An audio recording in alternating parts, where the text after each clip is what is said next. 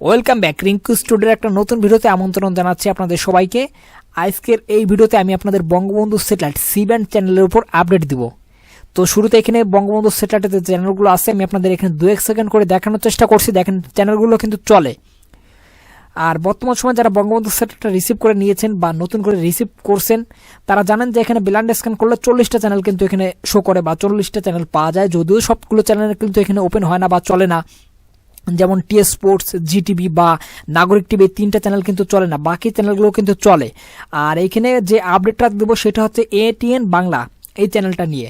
তো ATN Bangla channel আপনারা হয়তো খেয়াল করেছেন কিনা জানি না, যে এটিএন বাংলা চ্যানেল কিন্তু গত কয়েকদিন ধরে এখানে স্ক্রিনটা কালো আসছে, অর্থাৎ এখানে অডিওটা আসছে, ভিডিওটা আসে না বা ভিডিওটা কিন্তু পাওয়া যাচ্ছে না। অনেক হয়তো এই প্রবলেমটা ফেস করছেন।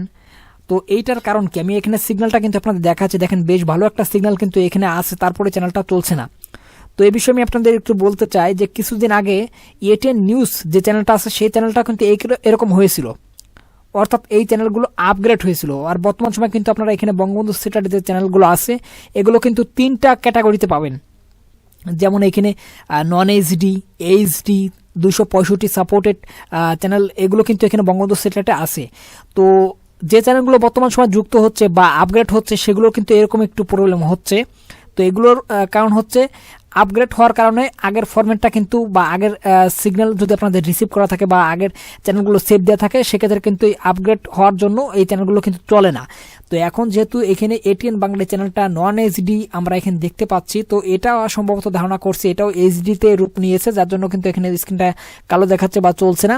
তো এটা আমি আপনাদের কেটে নতুন করে একটা স্ক্যান দিয়ে দেখাই চ্যানেলটা চলে কিনা, বা যাদের এই ধরনের প্রবলেম ফেস করছেন স্ক্রিনটা কালো আসছে তারা দেখতে পারবেন কিনা, বা এটার সমাধান আমি আপনাদের দেখানোর চেষ্টা করছি। এই একটা চ্যানেল আমি কেটে দিচ্ছি, আপনারা যে টিপিটা আছে এই টিপির বিপরীতে এই চ্যানেলটা আছে, তো এই টিপিটাকে দেখে নেবেন এবং এই টিপি থেকে চ্যানেলটা কেটে দিতে পারেন, বা এই টিপিটা কেটে দিয়ে চ্যানেলটা যুক্ত করে নিতে পারেন, অথবা আপনারা এখানে সব চ্যানেলগুলো কেটে নতুন করে একটা স্ক্যান দিলেও কিন্তু চ্যানেলটা পেয়ে যাবেন।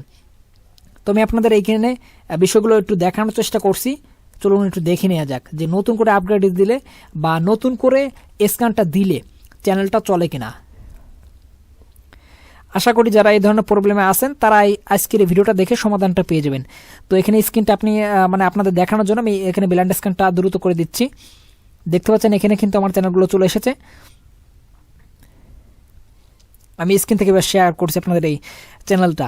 তো এখানে দেখেন আমার অন্য যে চ্যানেলগুলো আছে 40টা চ্যানেলে কিন্তু এখানে আবারও আছে বা এখানে রয়েছে। তো এখানে আমি আপনাদের দেখাই, দেখেন এরপর যে আপনারা দেখতে পাচ্ছেন এখানে এটিএন বাংলা যে চ্যানেলটা আছে এটা কিন্তু এইচডিতে দেখতে পাচ্ছি, আগে কিন্তু নন এইচডিতে ছিল যার জন্য কিন্তু চলছিল না। বর্তমান সময় এইচডিটা আমরা এখানে কিন্তু দেখতে পাচ্ছি এবং চ্যানেলটা কিন্তু দেখেন এখন কিন্তু চলছে।